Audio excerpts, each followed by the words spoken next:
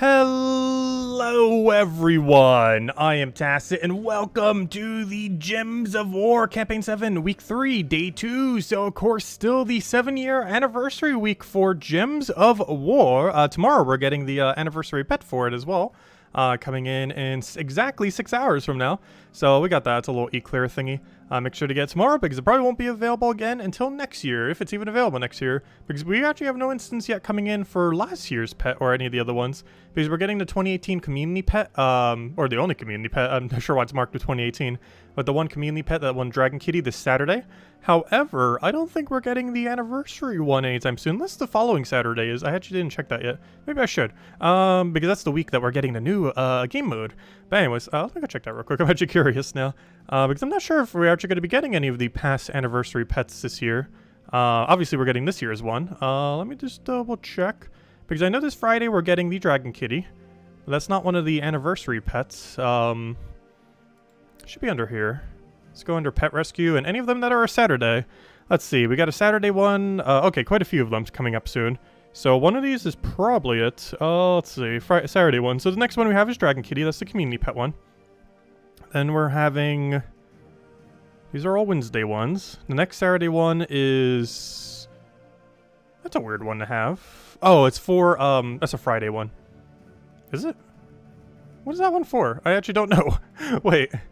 Oh, I know which one this is. This is from the Season Pass.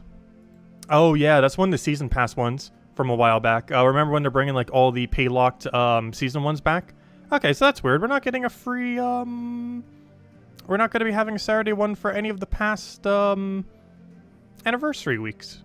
That's weird. Okay, because the one we're getting this Saturday is for Community Week.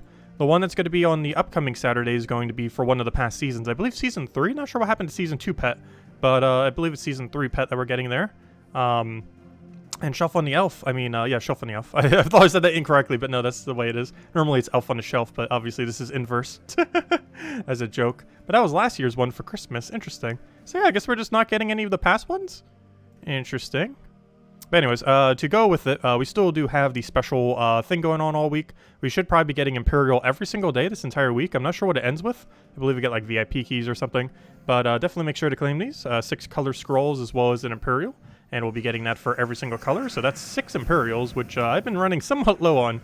So good to have a little bit more. Still wish they would add more convenient ways of getting them, but there's still passive ways of slowly, very slowly getting them. And of course this whole week ends with the thing. Let's see. Anyways, guys. Hello, everyone. Hello, Mr. Hello, Defiant. Hello, Crisp. Hello, Bill Warhammer. Hello, Draco. Hello, Roman. Hello, Bushka. Hello, Sushi Ninja. Any news on the Kingdom Pass? I don't believe we do. Though, honestly, I did not check today. Been a bit busy today. I actually just got back from shopping about an hour ago. Though I finally picked up, well, other than grocery shopping, finally picked up all the seasonal cards. So I have all that done for the rest of this year. All the way till New Year's. So I got all those. I need to go ship out. Not all right now, obviously. Can't ship out Christmas cards yet, a little early. But I always like getting them in like early November. So I don't forget to get my dad's card and then also get all the ones for the rest of the seasons. Just to make sure I have them and don't forget them in all the hecticness of what might be the seasons. But I always do that like early, mid November. Just to make sure I don't have to deal with it for the rest of the year. Let's see. Also, I got some really good licorices. I saw it while I was getting stuff and I was like, I probably shouldn't. But gosh, it's or just Twizzlers, whatever they're called. But one of them was like a you know that one like orange ice cream thing that tastes absolutely amazing. I used to get it a lot at the Boardwalk area in New Jersey, but or at the Jersey Shore. But the ice cream that's like that orange that has like that little vanilla taste, like that you know, like a vanilla orange kind of thing. I got Twizzlers that taste like that. They're so amazing. That and chocolate ones, because why not? I was in like a chocolate kick, and I was like reading over all the chocolate there, and it's like, oh, I can't eat any of this because I'm allergic to nuts, and all of them may contain. And I found this other one in Twizzlers. It's like, oh, I might as well try that. That I can have, because it's pretty much just pure sugar and like flavored coloring and flavor everything. Yeah, creamsicle, that's the one. Yeah, that's such a good flavor. I have such fond memories of that. Because like almost all the times I've had it was when I was like a kid. Yet barely have had it since. Such a good flavor. A very nostalgic flavor. Do I even need this pet? This pet's like one of the funniest looking pets. I absolutely love it. Unfortunately, we already have it max, so I might still take it for the pet food, because why not? Pet food's still good. I feel like I never farm them for pet food anymore. However, I also have like infinite pet food seemingly. So that's probably the reason why. I still like to, just to make sure we never run out of pet food, but I'm pretty sure we're at the point where we're never running out of pet food. Unless they add some kind of new feature for it. Which they are very unlikely to do. Similar to how trait stones are just useless currency once you get to a certain point. Still hope they would do something for it. Who knows? Time will tell. Let's see. Did I send Isabel a Christmas card? No, it was mostly just for family and stuff. I never send friends Christmas cards. I don't think I have ever sent a friend a holiday card. It's always just family, because I have a few family members where they'll get like ultra paranoid if you don't send them a card. So it's mostly them who I send it to. But, yeah, I do have a few people in my family who will just go, like, ballistic if I don't send a card for, like, literally every holiday. Most of them are over the age of 70. Let's see. What do we need here? We did that, we did that. Let's go take the pet out real quick.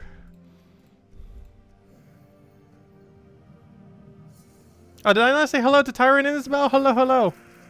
Hello, Tyron. Hello, Isabel. Hello, Defiance. But I never in my life have ever actually sent a card to a friend, I don't think. Unless I was, like, physically at their birthday party. That might be, like, one of the only times. I tend to just do it for family.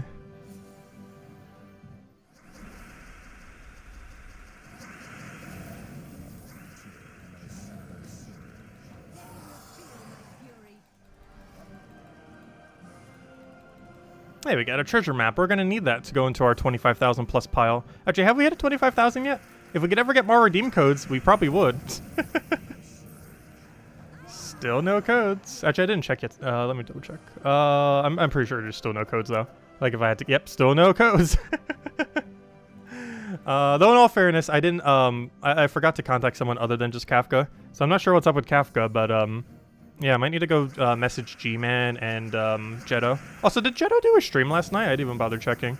I'm not sure if that's a regular thing they're doing now. But does anyone know if she actually did last night? Because they normally stream on Mondays and or Wednesdays if they do bother to do a stream. I'm not sure if that's a regular thing now, or if that was just a one-off thing for Halloween that they did earlier. Scrooge McTacit. That's a little Logic Slayer. Welcome, welcome. Hey, I celebrate the holidays. We're gonna have like a little mini tree here. We haven't bothered setting up like a full tree for a couple years now. Just so much work to do for something that you're just gonna take down.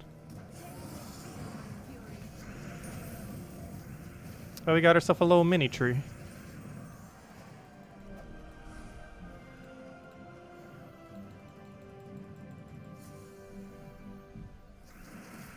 Oh, it's not set up yet, though. Actually, I don't even think we took down all the Halloween stuff yet. Not that we set up much, but I think there's still some of it out. What do we need to take here? I'll take the red and try for yellow off the sky, and that's exactly what we got. Nice. Yeah, digital Christmas cards. Yeah, I feel like I do that with most of my friends, just send them a message or something. That's what most people tend to do these days. I feel like so few people bother with cards. It's definitely a bit of an old-fashioned thing to do these days. Let's go take that over. So wild cards overall, I've actually been kind of liking this season. Out of every single power gem, it's probably been my favorite out of any of them so far. Potions weren't too bad, but they had a glitch like almost the entire time, which kind of took away from the experience of them. But, from what I've seen, though I might be wrong on it, don't wild cards have like no glitches whatsoever? I have personally not seen a single glitch related to them, like at all, which I am exceedingly surprised by. I guess it only took them messing up 2 power gems in a row, or yeah, 2 power gems in a row, the Lycanthropian and Potion Gem, for them to finally release one that isn't broken. Though in all fairness, they have released a multicolored gem like that, or wild card gem, in like literally every other game they've ever done. So I would kind of hope by now they would know how to code it. Given that pretty much every match 3 game they have done has had that wild card thing. Gems of War was like one of those outliers that didn't. We claimed the pets, right? I know I finished. I just forgot if I claimed it. Okay, so let's go and mess with the faction then. And before I forget, because I know I will forget, and I've been forgetting a lot lately for the Tuesday factions, but make sure to spend 30 gems on it. Also, if you're going to be doing pure faction, and you don't want to throw as many shards, do keep in mind, or if you need it for the event and you don't want to necessarily mess with this faction, you do get the guarantee copies of the epics here. So if you wanted that in order to go do like the ward event that we have going on this week, you might want to consider, because as far as cheaper options, this is like one of your better options that you have for damage. It deals splash damage and has a chance to silence everything it touches. So yeah, it's pretty decent. It can get a triple silence if it gets lucky enough, and is worth considering. You also get this weapon if you go a little bit further. Weapon's pretty useless though. Just explodes a row, do some damage to first enemy, and then jumble board, or sorry, jumble the enemy team. Which is okay, but lack of extra turn is the main thing kind of keeping it from being super viable. This weapon would actually be really interesting if it had auto extra turn. Quite a few options would if they would ever actually get the option. So for this, we're likely going to be running Rowan build. I think I showed Tesla for the video. Oh, and I still have Tesla here. I don't know, do we go Tesla or Rowan? I kind of want to go Rowan, even though I have Tesla set up. Oh, I don't have one on copy-paste, do I? I can always just grab my traditional team and just change all this. Actually, I might as well change this and then copy-paste the correct one into it, just so we don't have to change this twice. So we're going to change all this to be correct, because we kind of completely butchered this team yesterday when we went and did the objective. So we're going to go in and put it back together, piece by piece. We'll go Black Manacles. Honestly, I've been liking Black Manacles a lot more in Rowan build. There's quite a few other things that you can put in first slot there, but I don't know, I've been kind of shifting down that route. And obviously for class, we want to change it a little bit. Probably just Archer for this. For the earlier battles, it's nice to have that insta-kill occasionally. It's normally not going to matter too much what we use there. We could use Archmages, we could use a tank. Unless we're going super deep, we don't really need the tankiness though. But anyways, put it on copy-paste. Put this over in the thing. I believe this is completely usable for the event. We're about to find out. I'm pretty sure standard Rowan team can be used for this faction, because of how the color restriction is. Yep. Because we have access to green and red. Rowan and Leprechaun are green, Mirage Queen is red, and weapon doesn't matter, you can run any color. Alright, sounds like a game plan. So I'll just use Quick Kill Rowan, but obviously you could use Tesla if you want, or anything else, but Tesla and Rowan's probably the two best ways to go. But I'm in more of a Rowan build today. That's a little unfortunate. But yeah, this tank is by far the most annoying thing in the entirety of existence. The tank that it presides in this faction. It is the main thing that makes this faction so absurdly annoying. It's just how tanky this tank is. Particularly when you're using a pure faction versus pure faction. Because in some other instances, like the tank's not as big a deal because you gain scaling on your attack. But in this place, it's like pure durability, so you can go into like a weird stalemate kind of situation. Because you don't have enough damage with pure faction team, and then they just keep scaling and you just keep scaling, but neither side dies. That is the biggest issue with pure faction here. But it's not like a place like Wild Court where you get like where it also has barrier, but you also gain attack and life, so that attack allows you to eventually scale far enough that it doesn't matter. This place is a little bit different because you can't do that, which can cause some problems. Also, can you not revive into something that has a 100% chance to revive? That'd be great. He revived off his 25%, or was that Shadow Dragon? Might have been 50% actually. And then he became the other dragon, and then that other dragon had 100% revive. Oh gosh. What a chain reaction. Wanted to let you know that you mailed you Animal Crossing New Horizons item from Tyrant Shark. Really? What could that be? Oh, that. Oh, yeah, the other thing. I was going to say. Because I don't need the amiibo cards. That's what I thought you were sending for a second. It's like, wait. Actually, I still need to go get those loaded onto the thing. I still don't have any of the new ones, but it will be soon. Actually, probably will be streaming Animal Crossing tomorrow. Probably do Animal Crossing tomorrow and Thursday. I'm not sure yet. I'm hoping Darkest Dungeon gets another patch soon. I kind of don't want to do Darkest Dungeon again until we get a patch, because I'm currently on like a 9-win streak. The stream we do it on will be a 10-win streak. But I kind of want a new update before we do, just to make it a little bit harder. Because even though the most recent patch made the game harder, it's still kind of easy. Why did I do that? Why did I expect that to die? Actually, it would have, if and only if it devoured. If the random 20% devour would have triggered, we actually would have gotten killed there. Also, what are we doing dying on first zone? We're literally in the first area. Also, Rowan's now in first slot. That's kind of bad. We should be fine, though. Even if Rowan gets hit like twice, we still have so much durability that it still dies.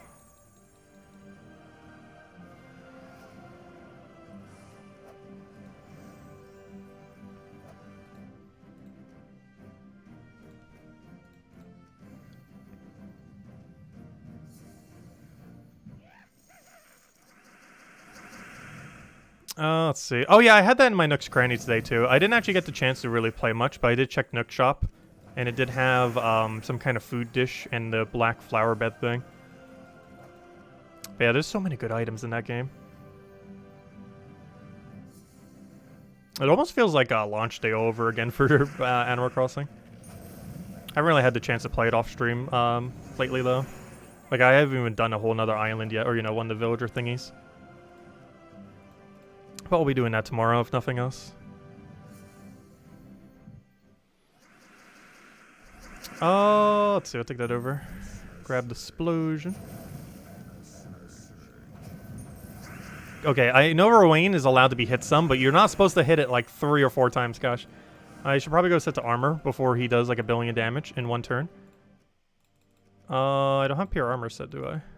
Now I do. Oh, that's the wrong one. Now I do. Let's try this again. Round 2. Faction assault. Fight. Okay, we're done here, right? Good. Okay. On to the next one.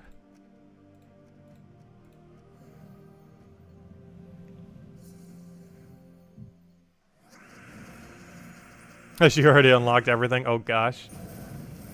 Yeah, I think I've been spending too much time on a lot of my builds. I'm pretty sure you have to do like 20, 25, or like 30 houses before you unlock everything. I think we've done like a dozen because I keep spending like 2 to 3 hours per build. How early will I be streaming Animal Crossing tomorrow? Ideally 10. Though I keep sleeping in randomly. But my goal is to start at 10 a.m. Eastern Standard Time, which is in 13 hours from now. Or sorry, 14 hours from now.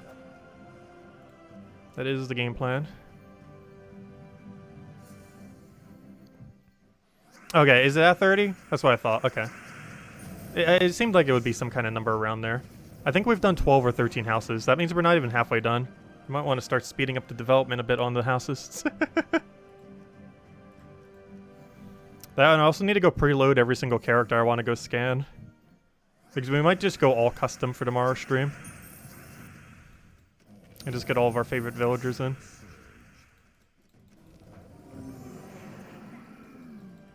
Though I was asking something on the Discord on Sunday. Because I had a question about something related to the game. And one thing that I indirectly actually learned, even though I'm trying to not spoil myself on everything. But there's actually no limit to how many you could do for that Animal Crossing DLC. Meaning that you could theoretically do every single villager in the entirety of existence. So that's going to be pretty insane. I don't think there's any cap whatsoever on how many people you can have on your islands. Meaning however many like 400 plus characters there are in Animal Crossing you can actually do. Which is pretty insane. I don't even think I've ever made that many houses in Sims. Because if that's the case, that means you could do like 400 to 500 houses. I'm pretty sure in any one Sims game I've never made more than 100. And in the DLC currently we're up to I think 12 or 13. Let's see, we'll throw that down.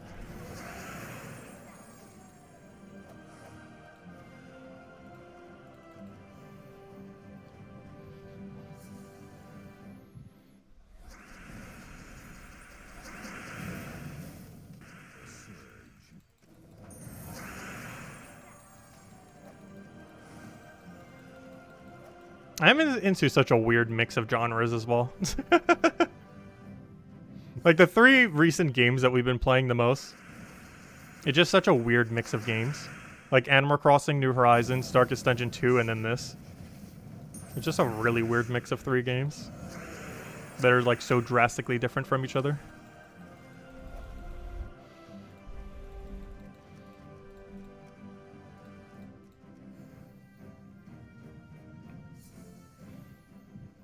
The Darkest Dungeon 2 is set up in a 4 versus 4 kind of format, if nothing else. It's another turn-based strategy that's 4 versus 4. Obviously, combat's a lot different. Like, vastly different.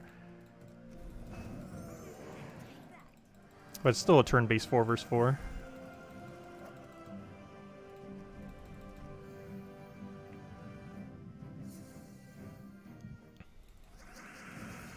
Oh yeah, I forgot that movement's permanent. At least Leprechaun being in first is way worse than Rowan being in first.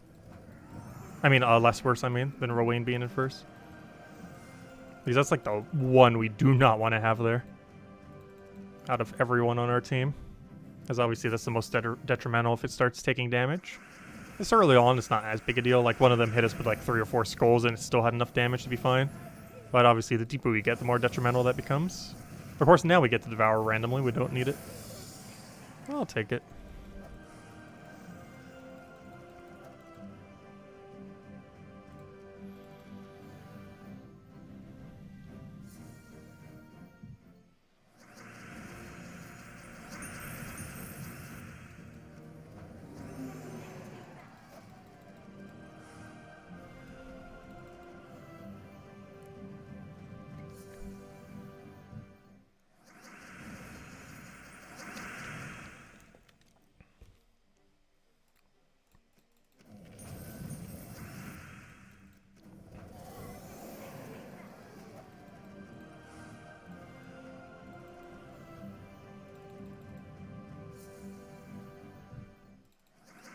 But I hope we get some new variants for factions soon.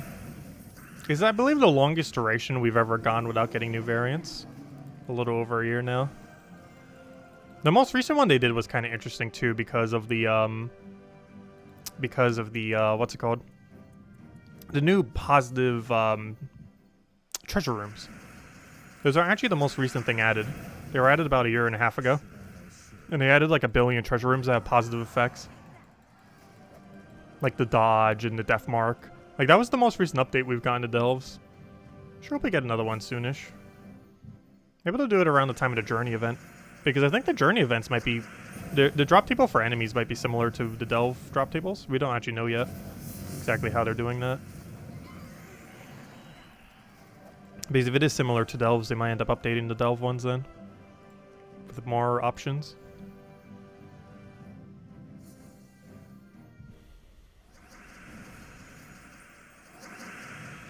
Hey, you've been doing Animal Crossing New Horizon all night? Nice. I haven't had the chance to really, like, sit down and play it the last 2 days. Like, the last time we did it on stream was, like, the last time we played it, pretty much. We'll be doing it pretty much all day tomorrow. Since it'll be the first time I have some time this week. Oh, let's see if we throw that down. Also, I still need to cover some guides for Gems of War, given that this is the last week for Weaver. I really need to cover that Weaver guide. I've been meaning to, like, almost every single week, but I had a feeling like, oh, it'll probably still be available next week. But this is, like, the final week where I'm like, yeah, it's probably not going to be available next week. Because it's been, like, a whole month now. But there's a very good chance this is the very, very, very last week to get Arachnian Weaver at its half-price discount. And highly advise doing so.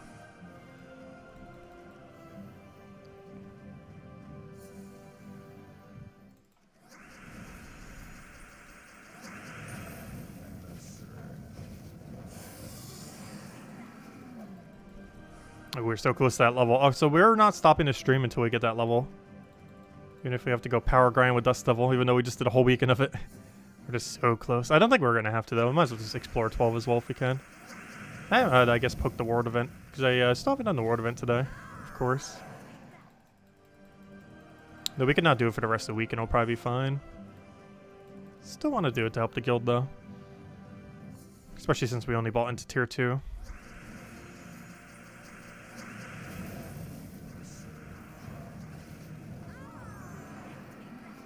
Still curious to see how Journey events go down. Like, we know some of the info on it, but until we actually, like, get in and mess around with it, interesting to see how it pans out. Because it does sound like it has, like, a Slay the Spire, Darkest Dungeon 2, other similar game insert here kind of concept, where you have, like, a path and you just have to keep choosing which direction you go in. I'm not sure if you'll be able to see ahead of you on your path, though, or exactly how it's set up.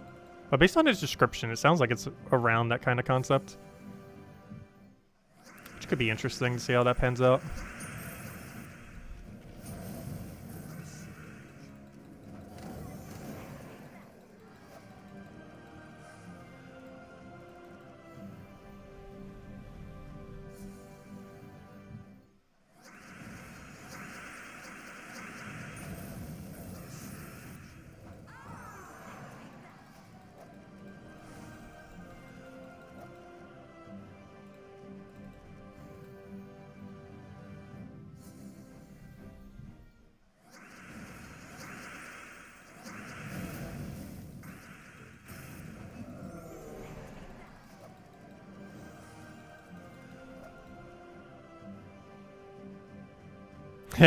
You're all for journeys unless they added a death door mechanic. Yeah, it's really annoying on enemies in Darkest Dungeon 2. We still haven't had a single death in 9 runs, though. Which is funny because every single time I check like the feedback section, like more than half of it's like the game's too hard and the other half is the game is too easy, and I find it very hilarious.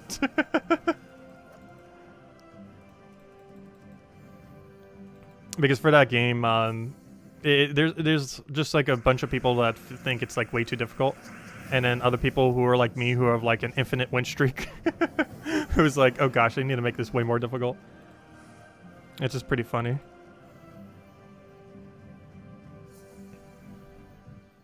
Because once you know what you're doing, you basically just like never lose with how it's currently set up. It's just too consistent.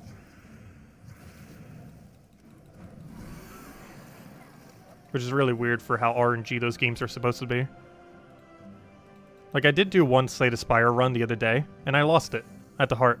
We got all the way to the heart, but I died there because the game, that boss fight is like so unpredictable. Or it's not unpredictable, but it's set up in a way where unless you're like ultra prepared for it with whatever ability you did up to that point, you kind of just lose to it. And that's what happens on Ascension 20. Like, everything else up to that point went smooth, and it's like, oh, I didn't prep for the heart enough. That's the only issue I do find with a lot of those games, like Darkest Dungeon 2, Slay the Spire, stuff like that. Almost the entire run is you prepping for the final boss. And that's basically it. Like, the whole experience is basically just getting ready for the very last final boss fight. I don't feel like they have enough, like, intermediate bosses that you have to take in either of the 2 games. It's always the final one that matters.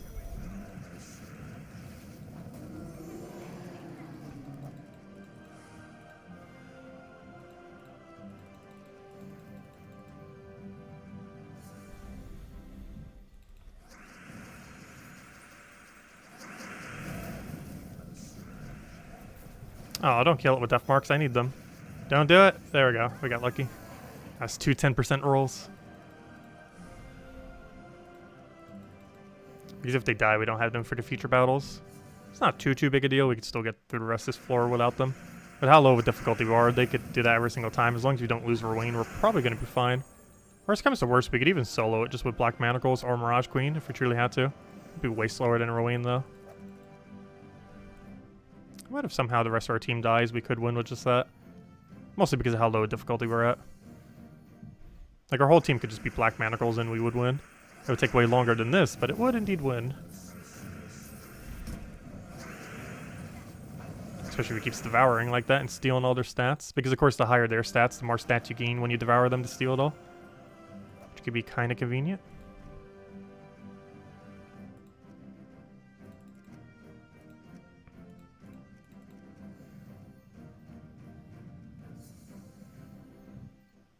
Ha, fear they will have a dollar door in Journey. Ha ha ha ha.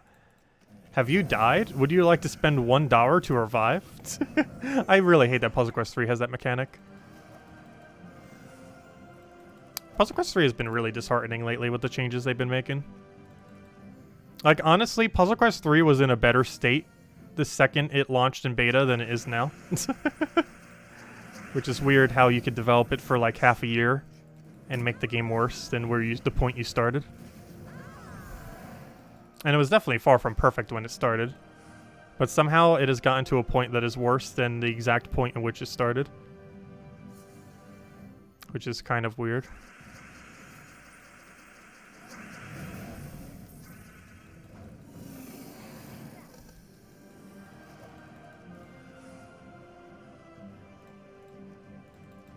Also, where's our Valraven? We're actually about to run out of sigils.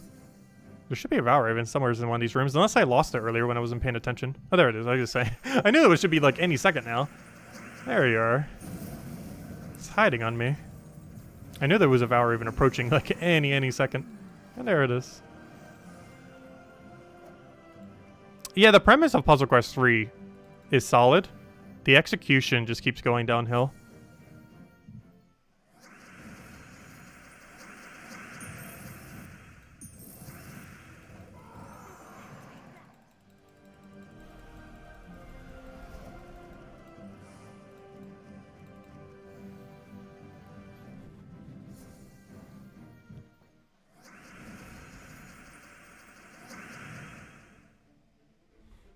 You wonder if Salty left because she saw what's coming and didn't like it.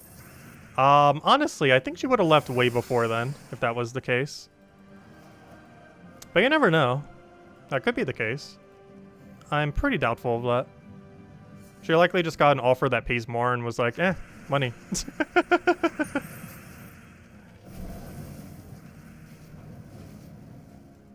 Because if you're doing like a job and then you get paid like, or you get offered like a job that's nearly the exact same, that's like 10 or 20,000 more per year, you're probably taking that other job. I'm not sure if that's what's happened, but realistically, almost every single person would do that. Unless you were like super committed to the company that you were doing. And she's already like friends with Surian or something, so it's not like they still wouldn't have contact and everything. Oh, sorry, Tyron. What was your other comment? Pulled a power orb today. Nice. Congrats. From a Volky. Your 15th. Can craft 23 more. Oh, gosh. Should you, can I start selling them back to the devs for $50 each? I know, right?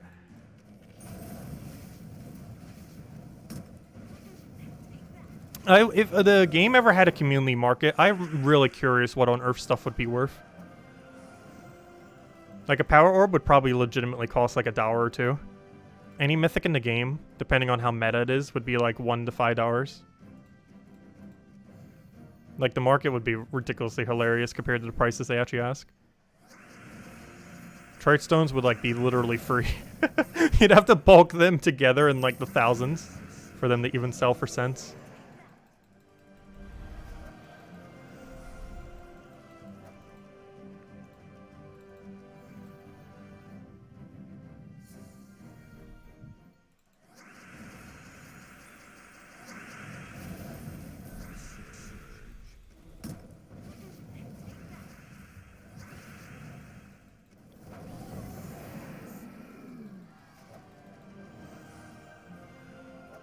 Salty commented on the forum today, did she?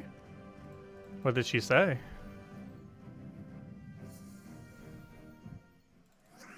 Because she's not community manager for Gems of War anymore. So her comment is just random comment now.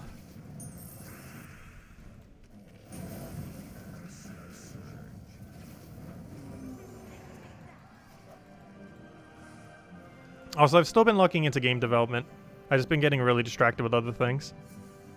But slowly but surely, we shall be making our own game. I already have my initial idea and the idea that I actually want to do, but I need to do the initial idea first just to learn things.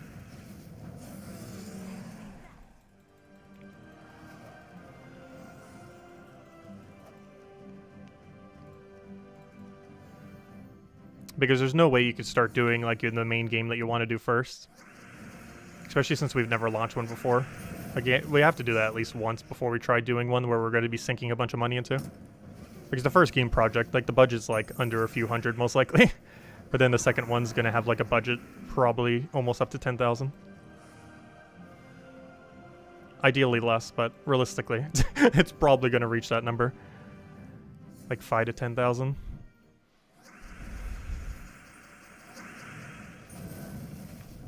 Let's see, I'll take that over.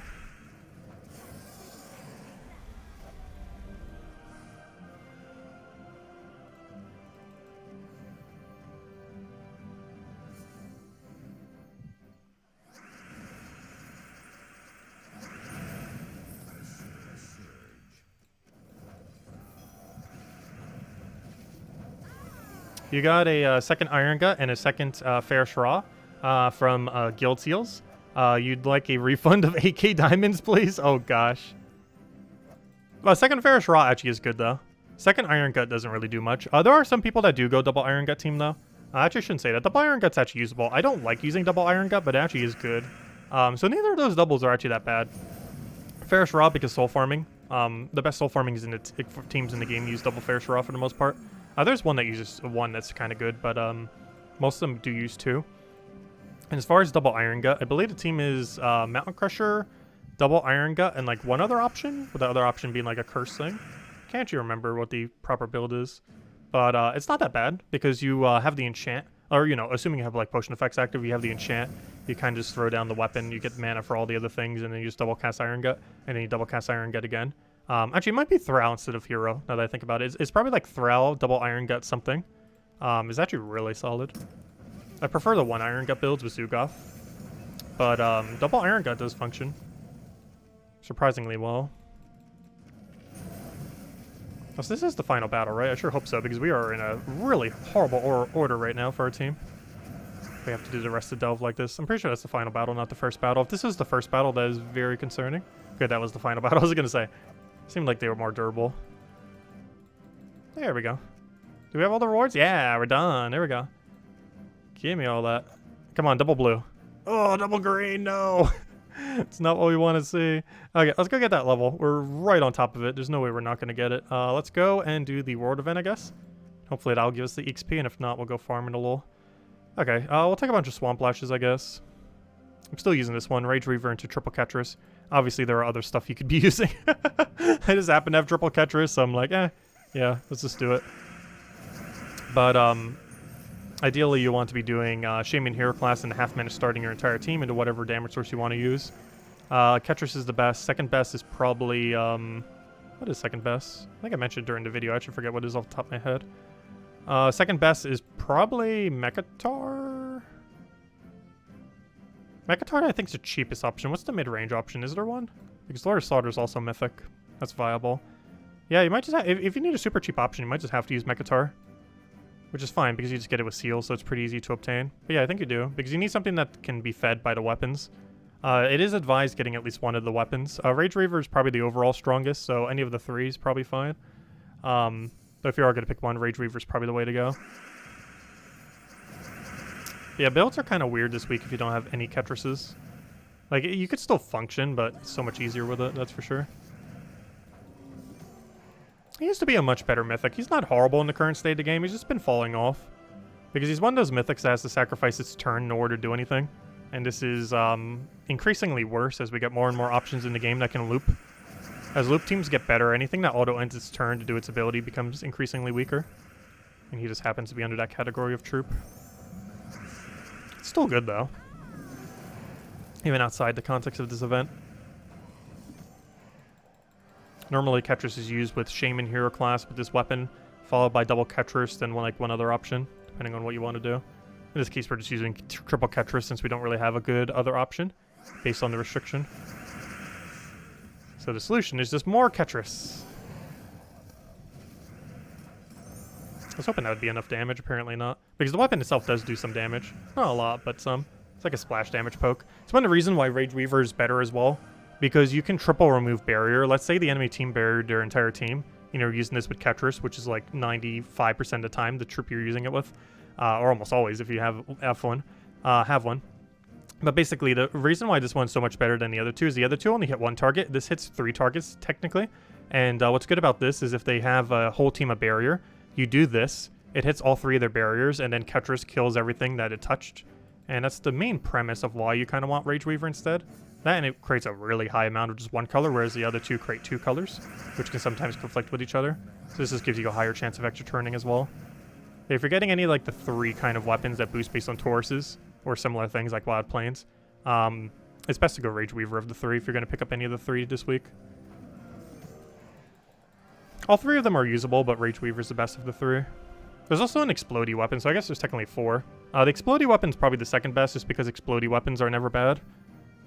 There's different degrees of good. But if you're going like all in on a Taurus or Wild Plains kind of build, which you have to for this event, Rage Weaver's normally the way to go. Oh, don't get enough mana. I need those sigils. Oh no, I need those sigils. Wait, Skull Poke, are you enough damage? No. Plan. We have Purple Storm. I can try for a triple purple off the sky. I'm very... Oh wait, I have it Rage. Never mind. Oh, Rage. Wait, was that Rage off this weapon? I think it is. That Rage just saved us there. I would not have enough damage to kill if we did not have Rage. Oh wait, never mind. We get Rage on extra turn with this hero class, don't we? Oops. Oh, never mind. That was my recording thing. I was like, whoops, I just made that a weird dimension. I accidentally just resized my recording thingy thing from misclicking. Anyways, where was I? Do you gain Enrage? Yeah, become Enrage on 4-5. Okay, I was wondering what that Enrage was from. I think we do get Enrage on cast as well for the current weapon we're using. Catch you later, Ricardo. Thanks for stopping by. Have a good night.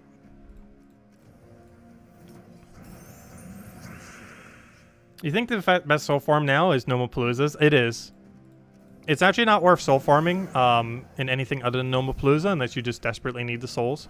Even though you can farm for about 50,000 souls per hour with double Ferris Raw, it's not worth it compared to just farming a Vault event. Because the Vault event, while giving you 1 billion souls, gives you 1 billion of other resources. So you're better off just doing it during a Vault event. Unfortunately, we just had a Vault event last weekend, so it's going to be a while before we get another one again. I never realized he had 0 HP. I keep forgetting what base stats are on a lot of troops that are newer. Because we have so many stats already from Kingdoms and everything. So you normally don't get to see them as their base value. But you actually can in some various events. Including Arena. Man, anyways. Let's go claim this. Anything good? Ooh, finally a blue. Why couldn't you double blue earlier? But I'll take a blue.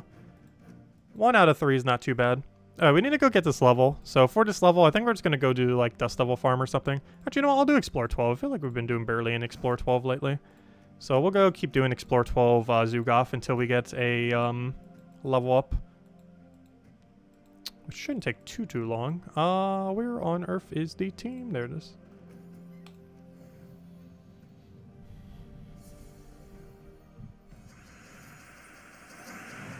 Yeah, double hiking Iron Guts, not awful. If you own Zugoff, I don't really see many situations where you would do it unless you can't use Zugoff. But there are some color restrictions where you can't use Zugoff, where the coloration kind of works to use double Iron Gut. I personally don't, but I probably should a bit more often because it's actually not horrifically bad. If I'm not mistaken, I don't even have a second Iron Gut yet, which might be why I don't normally mess with it. But double Iron Gut is not horrible. I probably should pick up a second one if I don't already. Because I think I don't unless I did recently. Because I know in the past I didn't bother getting a second. Probably should, though. It's probably one of the reasons why I've never shown it either. Because I might not even have a copy to show it with. But next time I see an Iron Gut in Soulforge, I should probably pick one up. Because I'm pretty sure I only have one. But double Iron Gut is a build. Oh no, I have 3, never mind. I either got more since then or something. Because we actually have 3 copies. It's always confusing on how many copies of a Mythic I might have. Because obviously, generally, we only try to get 1 of every Mythic, with a few exceptions like Iron Gut. I mean, Iron Hawk, I mean. Let's see. What's the easiest way to check? I wonder what the number of Mythics I only have 1 copy of is. Let's see. 1, 2, 3. Actually, it's easier doing it this way. 1, 2, 3, 4, 5. I'll count those. 6. 7, 8, 9, 10, 11, 12, 13, 14, 15, 16, 17, 18, 19, 20, 21, 22, 10, 23, 24, 25, 26, 27, 28, 29, 30, 31, 32, 33, 34, 35, 36, 37, 38, 39, 40, 40, gosh, that's almost like half the Mythics. 42, 43, 44, 45, because we'll count Zugoff. 45, or 43 if you don't count boss troops and then 2 boss troops. But it's either 45 Mythics or 43 plus both the boss troops. Or technically the 3rd boss troops there too. But, yeah, 45 Mythics I only have 1 copy of. The rest I have multiple of, and I believe there's like, what, 80, 90, 100 Mythics these days? So a little less than half I only have 1 copy of. Mostly because most of them don't really need another copy. Like, when on Earth are we ever using 2 Champion Vanus? Or guards of, Champion of Guard, I mean. Let alone when on Earth are we even going to use 1? But, yeah, there's a lot of them where it's like, yeah, there's like no point in going out of your way for. Some of them there might be occasionally. Like, there are a couple things where you double up and it's like not as bad. But there's also a lot of them where you double up and it's like the worst thing ever because there's no point in having more than 1 on your team. I didn't even realize there's that many I only have 1 of, but it kind of makes sense because generally when you try to initially get a Mythic, there's no point in going further than 1. So unless we just get it by pure RNG into the future, it just remains at 1. It would be an interesting milestone to try to get 2 of every Mythic in the game. Though also kind of pointless.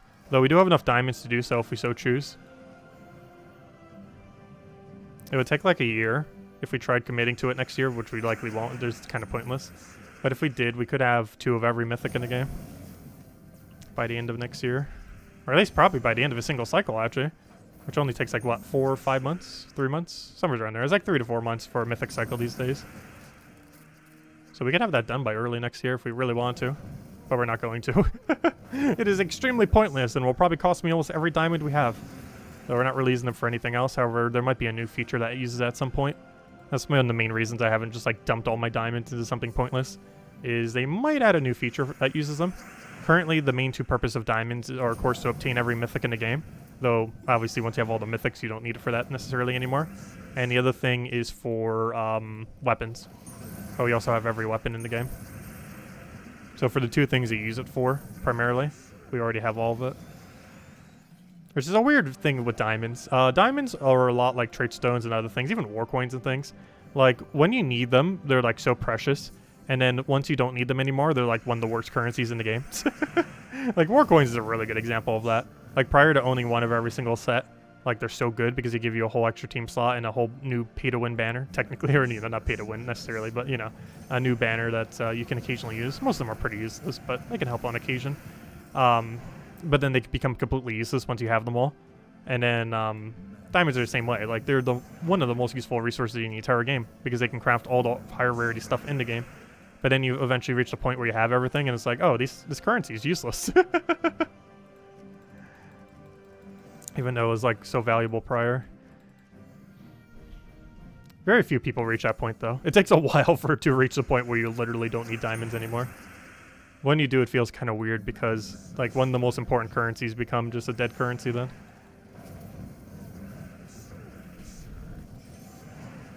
Because generally diamonds are probably among one of the more important. There are even instances where diamonds are more important than gems, just because their consistency at getting any mythic you want. Like double Ironhawk this week. If anyone has 8,000 diamonds, now's the week to go get it. If you don't have that many, just pick up your single weaver or double weaver. And then start saving for when double Ironhawk rolls back around. But double Ironhawk's probably one of the most important pickups to get in the game right now. Just because of how useful it is for vault farming. And at this point, it's gotten a couple patches with no nerf to it, so I assume they won't. There is still a chance that they might if they do the naughty and nice rework balance again this year for Christmas. If they do, let's hope Ironhawk does not get nerfed. That will probably be like one of the most controversial nerfs ever if they do. But time will tell. If you want to play it safe, just get your Weaver and then wait until after that before you get your double Ironhawk. Because by the time Ironhawk comes again, it would already be past December most likely. It will likely be February of next year. No, we don't know exactly when, but realistically it's probably be around that time until he shows back up again.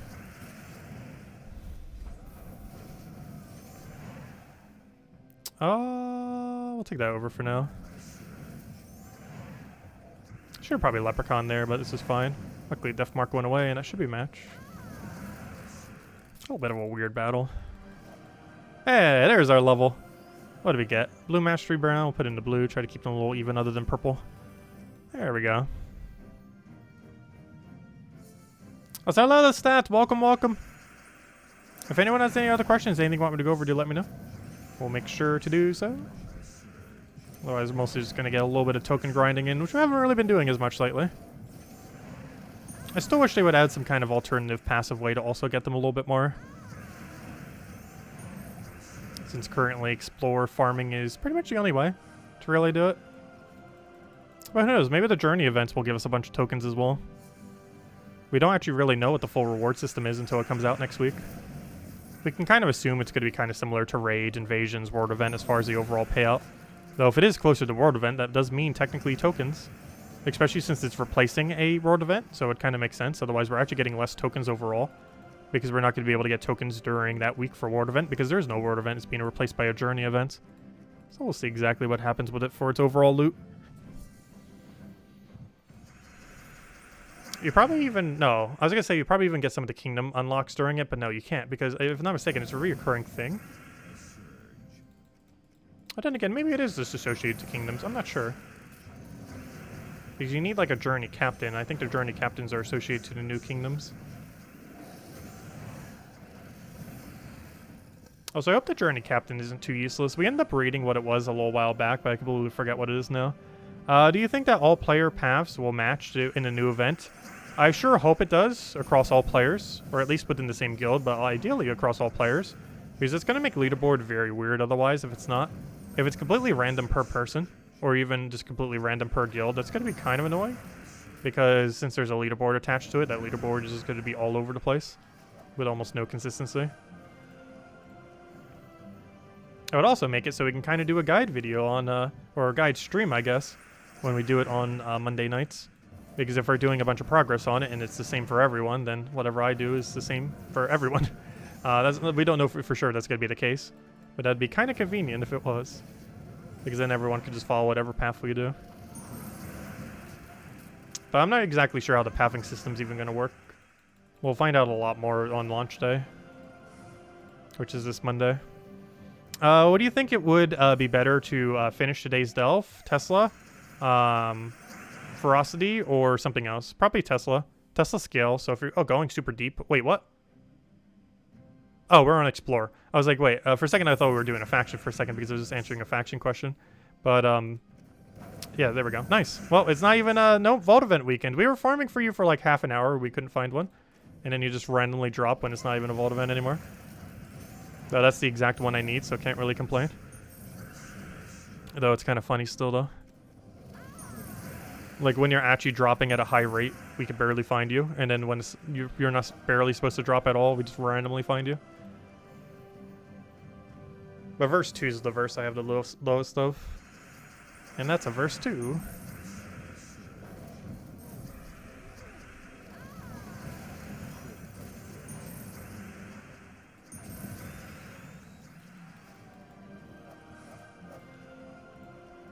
But I'm still really curious to see what happens with the Journey event on Monday.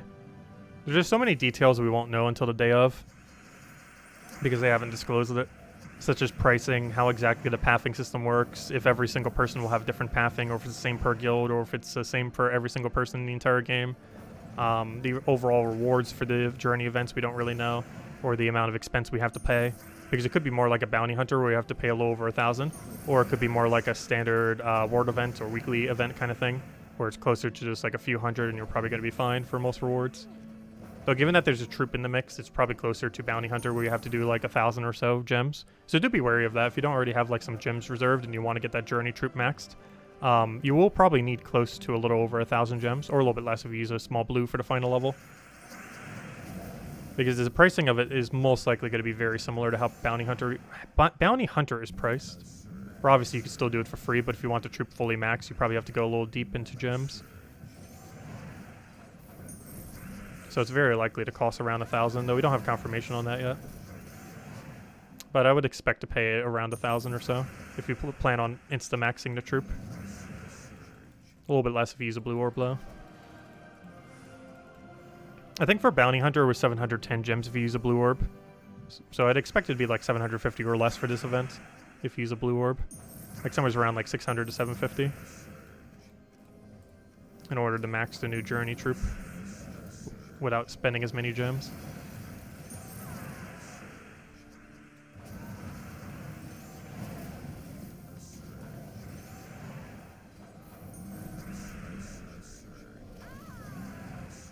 So get on those treasure hunts if you still need to close that gap. That, or make sure to take tribute every hour.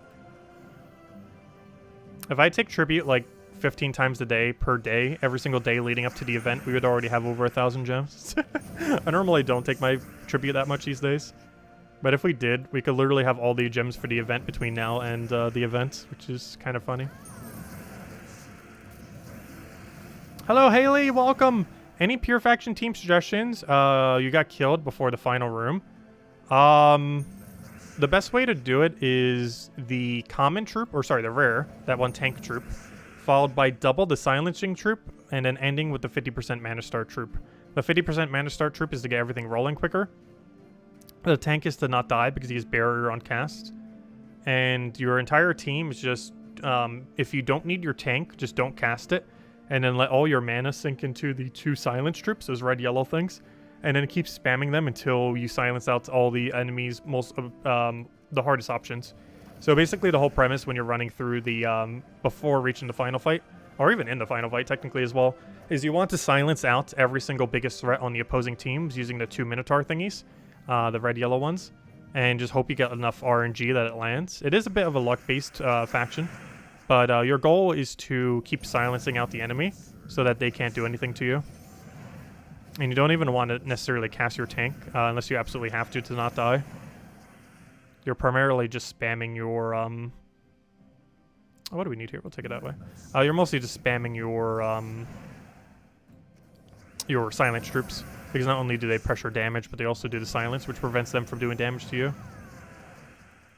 So if you see like a skull spam troop, you want to try silencing that. On the final fight, you want to silence the tank, because if it lives, you die. Or at least stalemate, which is really problematic. But whatever the biggest threat on the opposing team, that's the first thing you want to multi-silence, kill. Oops, why did I do that instead of the extra turn? Whoops. There's literally like a whole 5 times purple right there. I was looking at it too while taking the wrong move. Oops, he killed my hero. That's not nice. Now I can't kill you as quick. Luckily, Zugov doesn't care. He just hits him for like 1 billion.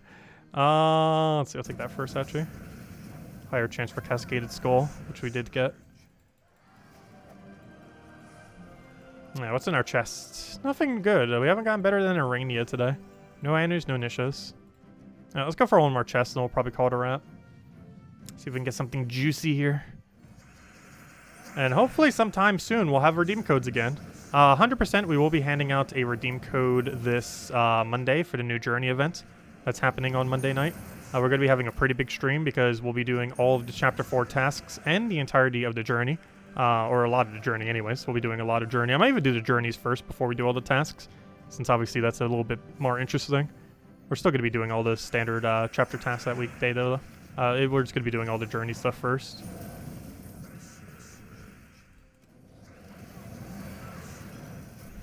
Oh, let's see, we'll take that over. Yeah, it's going to be a pretty big day, because that's basically when 6.0 launches, is this Monday. Even though theoretically it's already out. It's not like out until Monday. As far as like every feature that got brought in with it.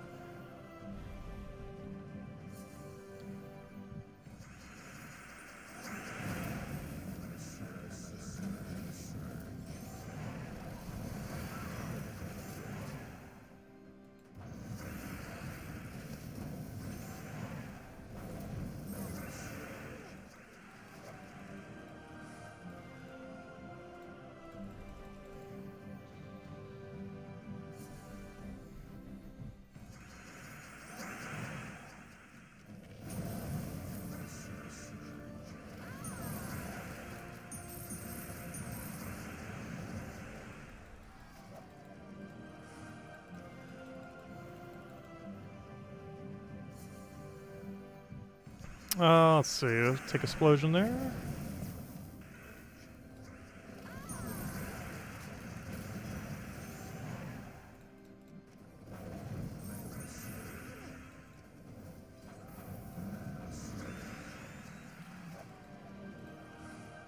Alright, final chest. What do we have in this thing?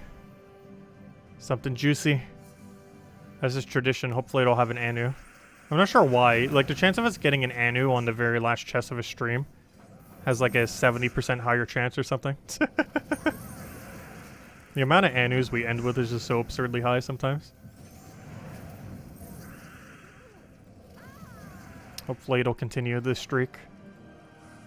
Come on, Anu. No. Oh, sadness. Gosh, we're just not getting any good tokens today. Tribute was even lower, only 16. Not only, that's still a lot of gems. But this late in the game, that's actually kind of low roll. Like anything under 20 is almost a low roll these days, with how high Tribute normally is. And the closer to 15 it is, it's like, not as good. Because I think our average kingdom is like this amount of Tribute chance. 48. Yeah, they're almost all at 50%, so that kind of makes sense. But then again, if they're all almost around 50%, wouldn't that theoretically mean we're averaging around 17? I'm not sure why we normally get 21 then. Because most of them are getting close to a 50% average or so. So that's weird. Why does it seem like we always get around a 21? I guess this is how the luck rolls sometimes. Because theoretically, our average should be closer to a 17. With these tribute numbers, like a 16 or a 17, which we just got. We got a 16. Though it feels like we're actually averaging around 21. Am I perceiving something wrong with probability here? But if every single kingdom we have is around like 50%, shouldn't we be averaging around 17? Isn't that how percentages work? Though it feels like we're averaging way closer to like 21 or something. Which is kind of strange. I never even thought about it like that. But yeah, there's 34 kingdoms. They're all roughly 50%, give or take a few percent. Some of them are even lower than that. It's kind of weird that it seems like we're at 2021 average then. Because in theory, we should be at like 17, 16 average. Like the tribute we just got should technically be our average. Though it definitely feels like we're averaging way above that. Probably misconceiving something. But if we have 34 like 40-something% kingdoms, that should be around a 16 average. Yet it feels like we keep getting higher than that. I'm not sure. But anyways, that'll probably wrap it up for tonight. Any other questions? Any other things? Otherwise, we will be back tomorrow night. Same time as always, 8 p.m. Eastern Standard Time, 1 hour prior to now tomorrow. Our game plan for tomorrow is 7-year anniversary celebrations. You know what? I'll probably hand out a big code tomorrow. Oh, it's being blocked right now. But we have the 7-year anniversary pet tomorrow. I think we'll hand out a big code because we haven't handed out a big code or any code pretty much all week because I don't currently have any spares other than like 5 big codes left. So one of them we'll hand out tomorrow for the 7-year anniversary. Theoretically, this is the entire 7-year anniversary week, but we'll do it specifically tomorrow for the new pet. And then we'll have another one on Monday when the Journey event comes out, as well as the new Kingdom, as well as a billion things. We're going to have a really long stream that Monday night. But anyways, we'll continue with everything. Same time as always, 8 p.m. Eastern Standard Time, 1 hour prior to now tomorrow, as we do every single night. And yeah, we'll celebrate the 7th anniversary, I guess. Make that like the main celebration day. Because theoretically, we could do it on any of the days. Sunday or tomorrow would make the most sense, so we'll probably do it on tomorrow, since Sunday would already be so close to Monday, which will be when we're really doing that huge stream to kind of mess around with everything. To me, the Kingdom Pass event sounds like a big ripoff, pay to win, leaving out free to play. Some of it will be available for free to play. However, you can insta buy it with gems and money, or money, depending on which way you want to go, or both. We also don't know what the extended rewards are to know how pay to win that's going to be. We also don't know exactly which troops are locked behind it, because some of them are locked behind it, kind of like how the campaigns are, where there's like a mythic or a troop, or like a few troops that are kind of locked behind. We don't know exactly how fully it's going to be for the kingdom. I believe there's like a legend that's locked, an epic that's locked. I'm not sure if the mythic was. I think the mythic you still get through keys. I'm not sure, like you would otherwise. But I don't know. We'll have a lot more information on it on Monday, definitively what everything will be, and then we can give our opinions on how awful it is then. But yeah, I'm definitely not like the hugest fan of how they're rolling it out. That's for sure. Especially people who have been around prior to this new system. Because how they used to do new kingdoms were actually like the most exciting things ever. Like it would come out on a Friday, you would dump like 1 billion keys. If you didn't want to dump 1 billion keys, you'd wait like 3 days until the event rolls back around on Monday, so you could do it for event keys. And you'd still need all your gold keys and to save it for that, spam all those out. And within like 3 days, you would have like everything within the kingdom. So on that Friday, you would basically like go through the kingdom, do all this stuff with that. And then by that Monday, you had like literally every troop there. And then all the other stuff like hero class and stuff like that would just roll around later. This time around, they're having everything like pretty up front. So like in 5 weeks, you'll have like literally everything for the kingdom. The only problem with that is it's elongated quite long, though it would give you literally everything, including hero class, faction, all that. But they're also time gating quite a bit of it for free to play. So we'll definitely have to see exactly how that pans out. It'll definitely still be pretty accessible to free to play, luckily. However, it does seem like it might be like a couple months to several months before a free-to-play player would have all the content of a new kingdom, which is just such a long time compared to how kingdoms used to be. Because free-to-play could easily have within just a few days like everything from the kingdom. But now it's going to be quite a wait, but we'll have to see exactly and go from there. But I won't really know definitively until Monday. Anyways, guys, I'll catch you guys later. Thanks for stopping by as always. Next stream will be, as I mentioned, 1 hour prior to now tomorrow for Gems of War. Our next stream, as far as anything, will be Animal Crossing New Horizons DLC. We'll probably be starting that around 10 a.m. Eastern Standard Time tomorrow, which is in about 13 hours from now. And that's the game plan. Anyways, guys, we'll catch you soon. Hope you all have a wonderful week. Best of luck, and happy 7-year anniversary of Gems of War. And we'll celebrate that a little bit more tomorrow and have a nice big code for it. We'll have this 2021 anniversary pet tomorrow as well, which for whatever reason still isn't showing up there, but it's a little eclair thing. And we'll go from there. Anyways, guys, thanks for always for the support. Greatly appreciate it. And I'll see you guys soon. Goodbye, everyone, and have a good night.